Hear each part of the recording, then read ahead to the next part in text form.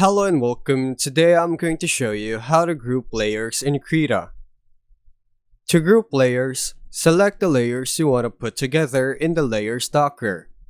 Once your layers are selected, press Ctrl G on your keyboard. This creates a group layer that contains all of the selected layers. Krita will make a folder-like group in the layer stack that you can collapse, expand, hide, or transform as one unit. You can also use the menu. After selecting the layers, right-click any of them and choose Group.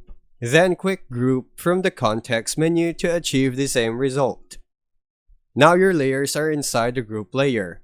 You can drag the group up or down in the layer stack, apply mask to the entire group, and more. If you want to add more layers later, just drag them into the group or select extra layers and press Ctrl G again to merge them into the existing group. And that's how you group layers in Krita. Thanks for watching.